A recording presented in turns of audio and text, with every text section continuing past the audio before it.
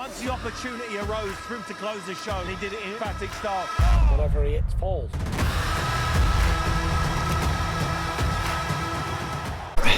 Andrew McCART, IFL TV, in association with MTK Global. I'm here at MTK Scotland with the boss man himself, Danny Vaughan. Danny, it's been a long time. It's been a long time, and you're flying at the minute. It's good to see you doing so well. Thanks very much. You haven't forgot where you come from. You started here, you've come back, which we've been waiting for you.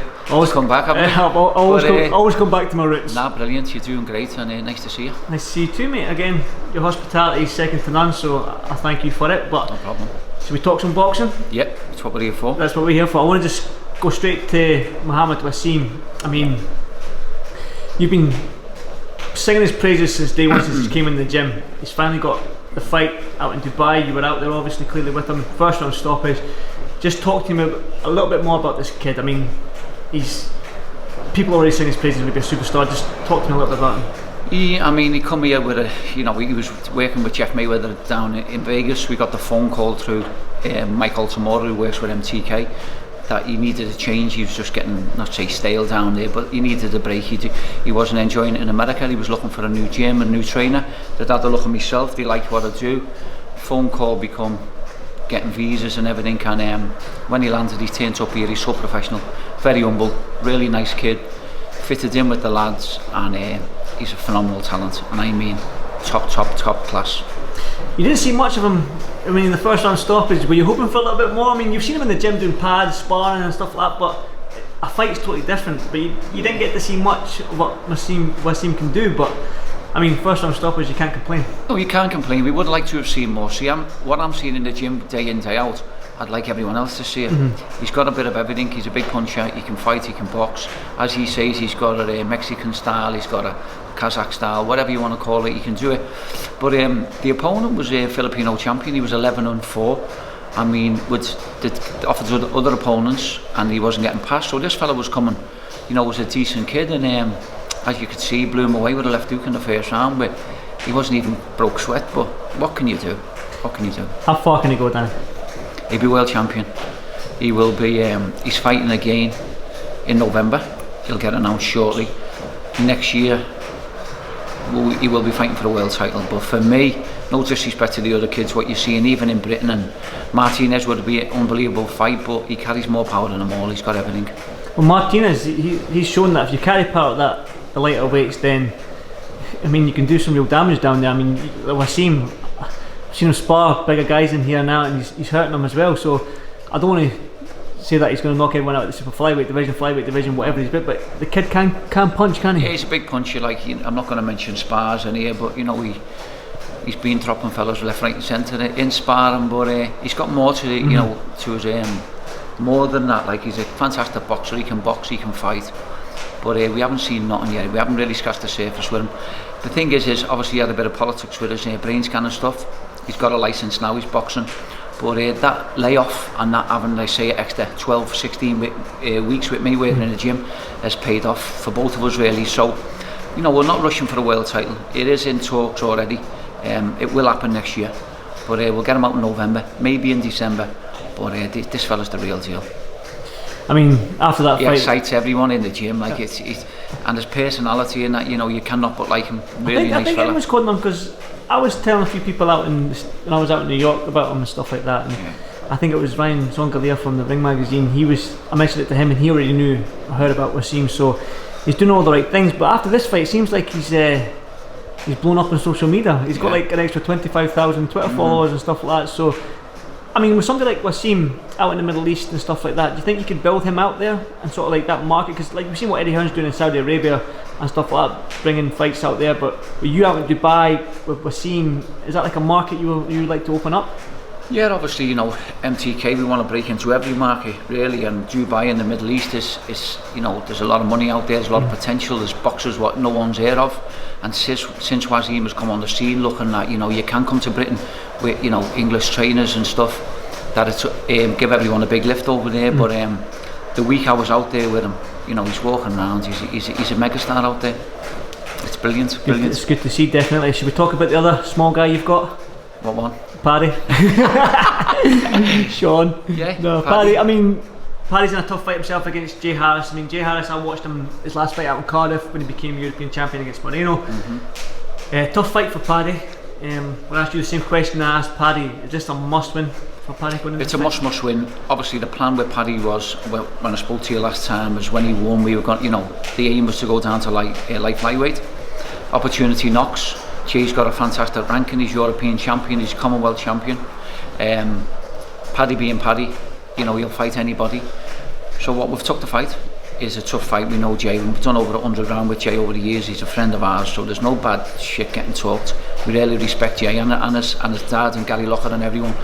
But it's a must-win fight for Paddy. I mean, if it went the other way, you've just got to be real. Will Paddy stay in the game? I don't know. Paddy is very hard on himself. He'll be the first one to tell you that. He puts pressure on himself. And it's a fight we think we can win. We're not going to take the fight and say, oh, you know, yeah, this and that. You know, we know it's a real hard fight, but it's a fight Paddy can win. And we know Jay inside out like he knows us. So it's on the night, but we'll be more than ready and prepared for the fight, to be honest. When I spoke to you last as well, and I spoke to Paddy last, he was talking about moving down to light flyweight. I mean, if he wins this fight at flyweight, he'll obviously stick around, clearly, because it's for the IBF and Continental, I believe. Is the light flyweight sort of idea, is that gone, or is that just on the back burner like I asked Paddy? I mean, this has come up, and it's a fight he couldn't knock back. You know, he's getting looked after with the fight and stuff. I don't know how it works with ratings and stuff like that, whether Paddy could win the fight, take the ranking, move down to light flight, or challenge for, you know, one of the big guns maybe next year sometime as well. I just don't know, but this is Paddy we're talking about. Just when you think he's down, he can just produce the goods, and we're seeing a change in his personality, in the way he is in the gym, just everything about him. He's knuckled down more than ever he is, so don't be surprised if you see a massive performance of Paddy. I'm going to go up to the three super lightweights, but I want to talk about Tyrone McCullough, because this intrigues me, this golden contract, because you've got Tyrone McCullough. Your dad, George, has got Jazz. See, you know what I'm going to ask. You're already smiling. Oh shit. Your dad's got Jazz Dickens. Yeah. Now, if they two get drawn against each other, it's dad versus son. And that excites me. Does it excite you? It doesn't excite me, no, because we're having a bit of banter on the phone now. I'm arguing, I'm not telling him. Oh, really? Tyrone chinning everyone in the gym at the minute, and he's telling me different.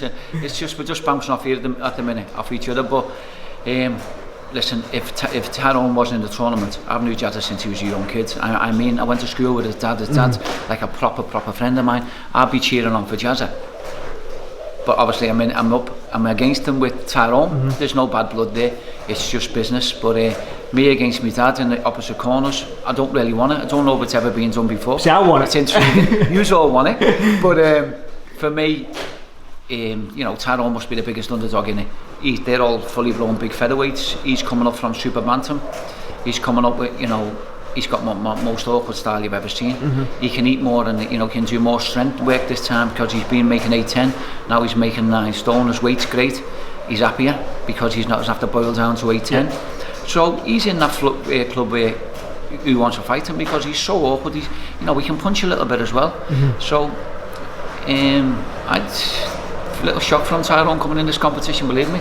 Well, I'd like the golden should we just talk about the golden contract? Yeah. The golden contract, like there's a reason why Eddie Hearn's picked it up. Obviously, he likes the format. I mean, the format's something we've not seen before in boxing. I mean, you don't know who you're going to fight until like 5 days before the fight, on the Monday at the press conference or whatever it is, Monday or Tuesday. At the end of it, there's an incentive for the winner, but it's not just the winner that gets a bonus, like the second and third place as well. So there's more to it than just all these other tournaments that we've seen before. Just want to get your thoughts on it and stuff like that. The format is just, for me, it's brilliant. And the thing is these are used to this. No one have been boxing all around the world for like Ireland and England and Scotland, whoever, where they've been. They're used to not knowing who they're fighting, fight week and stuff. But to see it in the professional ranks, it's never been done before. And it excites me, because obviously I've got sparring partners in 6 foot, you know, whatever. Southpaws, orthodoxes, we're changing it every day. The pads are different. Nothing's ever the same. But it's good anyway, and we just can't wait for it. It's good to keep the fighters on their toes. I mean, it's going to be. I'm looking forward to it. The only, for a personal, selfish point of view for me, both of them are in the York Hall in London, so I don't think I'm going to get down to go and see it, because Kugan, Umar, and Oscar are down there. So I think I'll miss out on these shows. But at least it's on Sky Sports and I can watch it. So to go on Sky Sports and seeing Eddie bigging it up the way he is, obviously he's good friends with MTK, and it's unreal that Sky Sports have jumped on it, and the platform what the lads have got is just phenomenal, and the build-up's going to be fantastic. Obviously we're going to be down in London for the week of it and everything, and I can see it being here for a long time. I think it'll just get bigger and better all the time, and we're overwhelmed, MTK, to be part of it. I want to just touch as well on the history sort of thing, like father and son versus type thing. I don't think that has ever been done before. If anyone knows, then please leave a comment. But you also made a little bit of history when the guy skipping behind me, Sam Maxwell, fought out in Liverpool back in July. Yeah. There was your dad, you, and your son. And my son, Dom. yeah, so Three generations in one corner. 3 generations in one corner. That was a proud moment for us as well. And my dad being against me this time, if it does happen, it'll be mad. But obviously I'll shake hands before it and we'll shake hands after it. Have a little bit of an argument, whoever wins it. No, there'll be a little bit going on. No hugs, just strictly just a little shake hand. That's all he's getting. But it's fantastic. Don't forget, he's 81 years of age and he's still in the game. And when I'm stuck, obviously I'm not a know-all who thinks I know everything. The lads might say it different, but I'll pick the phone up and speak to him all the time about boxing, because that's where he brought me in the game. And proud, if we was drawn together, I'd be proud of the situation, but someone's got to lose, and Jazz is a friend and Tyrone's I'm his trainer, so it'll be hard. And listen, if it did happen, and I'd like to see Jazz bomb on. Whether they'd like to see me bomb on, I don't know. Well, I'm sure he will. Yeah. I'm sure he will. Fantastic. Well, you've got. It's well documented. You've got 3 super lightweights, light welterweights, whatever you want to call them. I'll let you pick your favourite. Who you want to talk about first? Sam's skipping right there. He's skipping, so I'll have to talk about it. You have to talk about Sam. Sam put in a devastating performance out in February to win the WBO European. Back in July, there again, that right hand. What a peach of a shot to put somebody down. That took McKenna 6 rounds. It took Jack Catterall an extra round to stop him. So Sam is progressing in the right direction. He's just needing that big fight, that big name, isn't he? Well, Sam, as everyone knows, has just done a deal with Frank Warren with MTK, a major deal. It stalled after the big fight when he got dropped a couple of times. He doesn't mind me saying that. He wasn't great on the night, but look, he finished the job off. Back to the drawing board, regrouped. Worked on the mistakes, goes to Liverpool, stopped the kid quicker than likes of Jack Catterall and that have. So he's back in the gym again. We've got a big fight, talk of a big fight coming up against Jeff Saunders, who we know really well. Obviously I trained Bradley for a couple of fights, who's a good friend of mine. Jeff's a lovely fella, I know Jeff really well. Jeff's comes with a big reputation as a big puncher. I think Jeff's 12-6, 6 KOs, Sam's 11-8 or 9, so someone's always got to go. But we've accepted the fight. Just got to wait for it to be announced. But as I say, I've got that much confidence in Sam that I respect Jeff, but I just think we're on another level to him. Back to the golden contract then, Tyrone McKenna. Yeah. Tyrone's always in a good fight. You probably don't like him getting into wars. You prefer him to the box and stuff like that. But he's been talking about O'Hara Davis for the best part of what, a year and a half, 2 years, maybe even longer. So there's an opportunity to finally face somebody like O'Hara. That sort of division is stacked as well. Just talk to me about Tyrone McKenna in this tournament as well, and obviously facing somebody like O'Hara Davis, Hakeem Ennis-Brown and all these other guys that are on it. It's a good tournament, isn't it? Yeah, fantastic. You've got Davis, who Tyrone and Davis have got a history. You've got Riddy, what's the kid's name? Ennis-Brown. Him and Tyrone have been slagging each other on Twitter and social media, whatever they've been saying. You know what they're like, it's just handbags for me. But this is where Tyrone, he's been calling for these big fights. If I'm honest, there was an opportunity to Sam to go in it as well. I didn't want to put myself in a position for 2 of my lads, for me and my lad, never mind fighting against my dad. Imagine me, Dominic, going in the other corner against me. So Sam, that would be good for me. Oh, it's great for you, but I'm going grey with these, so you imagine what I'd be like. But we knew MTK were working on a big deal for Sam, and it's come off. So Tyrone's got his opportunity. He loves the limelight, as you know. He likes the cameras, he loves all the carry-on. But the thing is, he can fight as well. It's not just a gimmick. You're going to have to be able to fight. He's been in probably in more 10 rounds than anyone in it. He's getting better. He's like what is it? Red wine, fine wine. He's getting better. He's always in tough fights, but he's a better boxer than what he shows in his last fight against Foley. He boxed really well, but he wants to fight O'Hara Davis, but we can't say who you're fighting. But he's always wanted that fight, so he's in against the best light welters, in the world really. So whoever he fights, he'll be ready. Anthony Ye gets in it as well, world title challenger, former European champion. You've got Turovov from Kazakhstan, who's a big puncher. I think he's 10-0. You get who we know from the amateurs as well, who's a top kid. I remember him beating Phil Sutcliffe as well. So it's full of top talent, but it's the luck of the draw. I mean, it's like anything else. Someone's always got the beating of someone else. You can beat him, but you fancy, you think, well, I'll beat him. So if we get the right draw, we used to say you can't go and win it. You know, it's the golden ticket, really.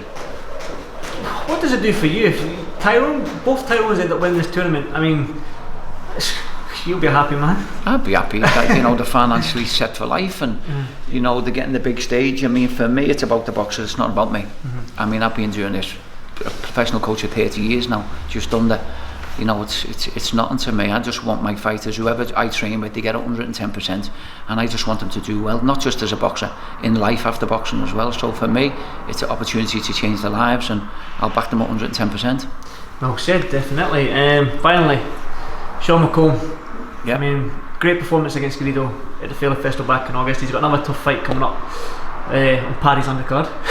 Oh, he's undercard to Paddy. They've been having a bit of argument over that. Oh, really? I'll mention that to him. I mean, it's well documented again that you sing Sean praises and stuff like that, just the skill set and stuff like that. Very big, super lightweight. Again, how do you match this kid going forward? I mean, you think he can be a world champion very soon, can't you? Listen, he's got the ability to go all the way, he really has. And you know, there was talk of Sean going in the competition. There was Sam, Tyrone and Sean, but I just felt that there's another way for Sean, and MTK did, as you know, as a team. The little bit of an inexperience is why we didn't put him in it. I'm not saying, in his opinion, he could beat them all. You know, he's that good, to be honest. So he's fighting Emilio Dominguez on the 11th of October. He's a former IBO world title challenger. He fought one of the fighters who's in it, the Moroccan fella, the big southpaw. Oh yeah. I can't remember. Sam, what's his name? Mamoon. Oh yeah, Mamoon. And I watched the fight. He's tough, come forward, aggressive fighter. We had other fighters put to us, but we want to now. We realise that Sean is ready for another 2 levels. Like there was British fighters who we got asked to fight, but we just thought it was a step back. And the way we're pushing him, this is the right fight at the right time. The fella's strong. He's going to come forward, but he's made for us, so we really fancy him. He's sitting there, like, I know these minor belts, some fighters don't really care much about them, but he's sitting there without a title yet, whether it be a Celtic title or whatever, BUI Irish title or something. Are we close to seeing him fighting for a title? Yeah, well, there was talk of him fighting for the Celtic title. It just didn't happen through a little bit of politics and stuff. So this fella come up, Dominguez, he's come on with a cracking record, IBO world title challenger. Don't forget that Sean's only had 8 fights. It's 7 or 8 fights, but it's the right fight at the right time. Get this one out the way. He will pick a, you know, like a WBO or a IBF, some type of international title, the next one after this. But he jumped at the fight, but he'll fight anybody anyway. But we're ready and he's ready, and you're going to see a different Sean McComb because he's getting better all the time. Being that I'm Scottish, I've got to talk about the fight that's been made. Wow. All down to MTK Scotland, Danny Vaughan himself. Maybe not down to me, down to Team MTK, MTK Global. Like you were a big part of it? Yeah, big part of it. I'm very excited and honoured to be part of it. Lee McGregor against Kasparek. I mean, die-hard Scottish boxing fans, maybe even UK-wide, have been calling for this fight because it's 2 young, up-and-coming fighters, like, not bothered about that all. Yeah. And they're putting the Commonwealth and British title on the line. I mean, we've been screaming for it, you've been screaming for it, it's finally made. Just give me your thoughts. Just speaking about it now, I'm getting goosebumps, because it's been in the pipeline for 12 months. Like, people are talking about it. This fight you could put anywhere on a Joshua bill, on a Tyson Fury bill, but we needed it in Scotland. We needed to top the bill ourselves with Lee and Cash, 2 23-year-old lads, boxed together from kids, all on the Scottish squads. Lee's are bigger than Cash. Cash just won a Lonsdale belt outright, Commonwealth British champion. Took a little bit to get going. Ian Wilson's a good friend in Saltaire, so fair play to Ian and MTK for making it work. And wow, the tickets and everything have just gone through the roof. It's going to be some fight. Obviously I fancy Lee, I manage Lee, but Cash is a top talent as well, so it's going to be an unbelievable fight, to be honest. Wait, is it going to be, I know the Emirates Arena that you fought, you've got there's 2 bits to it, isn't it? There's obviously, you can get the bigger arena where the sort of running track, but you've also got where you've been having the shows. Are you going to have it now? No, we're going to stick to where we've been. We've just started, like, we're progressing all the time, so 2,000, 2,200, we're starting to fill it out. We probably could have sold it twice over this time, but I think it's baby steps before, you know, once we start filling it properly, then we'll move on again. I mean, whoever wins it, well, if Lee wins it, say, we'll go to the bigger arena and we'll start getting bigger fights, but I mean, the excitement in Glasgow and Scotland, Edinburgh, obviously it's Edinburgh, Glasgow thing as well. Even me and you, when you come in before, that's what we talked about. It's frightening. But two lovely lads as well, so may the best man win. Definitely. I mean, if you talked about if Lee wins or when he wins, can you build Lee in Scotland the way sort of like that you can maybe get to the 4,000 seaters and 4,000 tickets, whatever? Is that what you, MTK or yourself are hoping for, building some Scottish fighter out there? Yeah, well, don't get me wrong, we've been looking for venues in Edinburgh, and it was just at the time they wasn't ready for when, you know, we've got dates for ESPN now on Top Rank as well, so they couldn't fulfil the dates what we wanted. We did want to go to Edinburgh with Lee because he's from there. Like Lee would sell 4,000 Edinburgh, no problem. It's just the timing wasn't right, but if Lee comes through this and he wins, we'll go with ESPN and Lee to Edinburgh. Of course we will. We want to build it not just in Glasgow, all around Scotland, and especially Edinburgh is the capital. Well, exactly, as you say, it's the best city. It's the fighting capital of Scotland. Well, that's what I mean. That's what you're telling me. I've got a lot of stick for that. But don't forget, I've been here 10 years, so I think Glasgow is. Ah, well, you're wrong. That's the only time I'm disagreeing with you, Danny. Okay. Well, there's nothing really much to ask. I think we've covered the whole sort of MTK Scotland and all your stable type things. I know Sam's been patiently waiting there. He's wrapped got up. some pads now, Some pads with yourself. I might actually film that. Yeah, no if you don't problem. mind a round or two. But like I said, anything you like to add? Anything I've missed? No. Listen, you've covered all the cracks, and it's always good to speak to you. As always, Danny. Thanks for your hospitality and thanks for doing this for IFL TV. And I'm going to stick around. Okay, thanks, Andrew. Thanks so much, Danny. Thank you.